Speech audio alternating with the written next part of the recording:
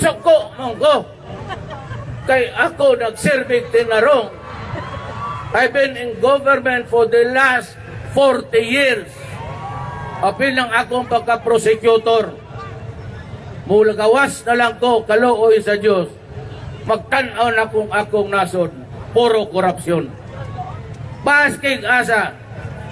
Tanawan na ako, I have enough accolades in my life to make me happy until death.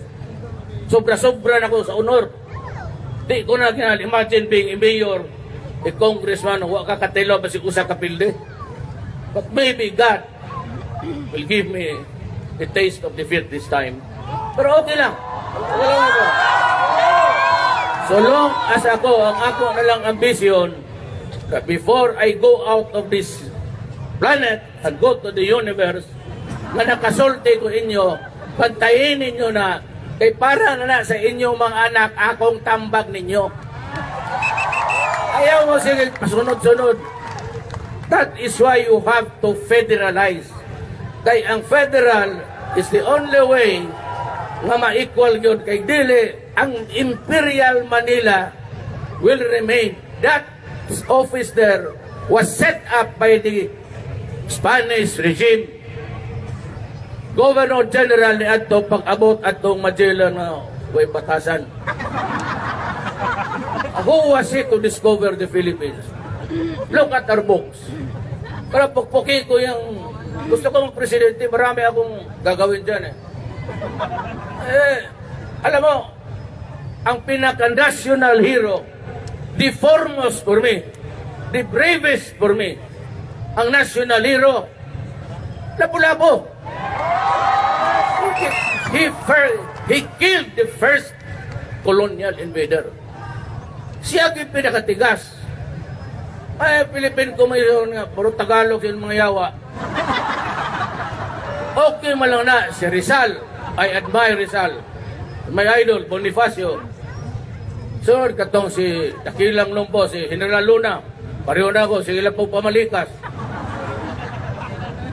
Nganong si Lapu-Lapu wala may Lapu-Lapu Day? Why? O sa gibuhat dito sa Manila, itong Lapu-Lapu, gihimong isda sa mga tonto.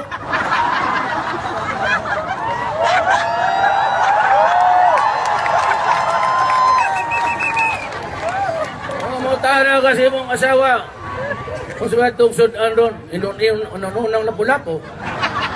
Kung yung piniritong Lapu-Lapu, iskabitsing Lapu-Lapu, balihon ko na. Manang isda henceforth will be known as Magellan. Yun din ako. Muna, ang kana si Magellan, ibitay na ako na ang Lapu-Lapu, estatuan ni Magellan, pailo na mo identity, ha? Kanina sila. Bitaw tinoon. Bakot yung mayawa. Ano yung mga uban? Doon Manila, mag-eskwela. Agdaw sa ukon mo. Eskwelahan, putang, ha? Kipusil yun ako. Ada. Class 72 sa San Beda, College of Law. Pero wala ko'y pangalan na. Expel ko, na ako yung baril. Yagag. Basa Bisaya, putang enagap baril. Look at the book sa San Beda, Class 72. Wala ko'y litrato ko ba kay expelled ko.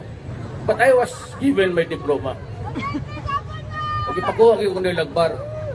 Mga yaga anang buang mga yawa. Ito Tagalog ko rin. Ayaw kay Gina Santiago, taga Bulacan naman eh. Muna karon, ngano mo dagan ko? Ako, ang style na ako, pagkampanya pagka mayor, dili yung kumingon nga, buto mo na ako. Ako, si Rudy Duterte, nga maayong tao, ingon sa ako mga silingan. Di ko mukawat sa inyong kwarta, apan mo hinahinay lagog sipit ginagmay.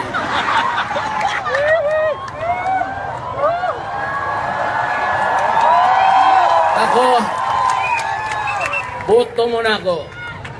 Select the best tool. Look at me. Okay, hapon naman. Doon lang ta. Oh. Ako ha, I will ask you questions. The only thing, I am not asking for your vote. The only thing that I would ask you this afternoon is to be true. To be true. Hanggang totoo lang tayo. All that I'm asking is the truth, nothing else. If you do not like my truth, fine. Vote for somebody else. But let me ask you a question. Okay, I'll start. Me, I can get rid or at least suppress crime and criminality. I can talk. I have been in government for 40 years. I can talk about corruption. I can talk about drugs. Pag sinabi ko sa gobyerno, I will give you a taste of what a non-corrupt government is. Maybe for the longest time, makatilaw mo. Some say that Duterte cannot hack it. He cannot do it. He has a self-imposed limitation of 30 to 6 months. 3 to 6 months. My daughter said that the son is...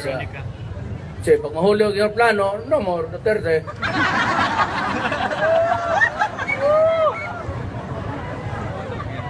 Ganito na lang, balik na tayo.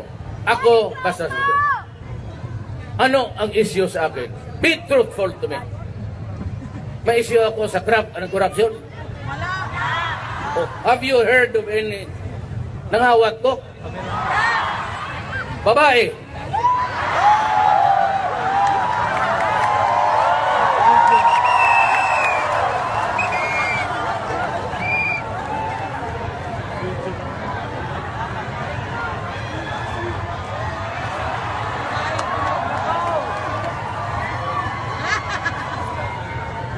Kaya, minsan, ang nakakasira talaga ng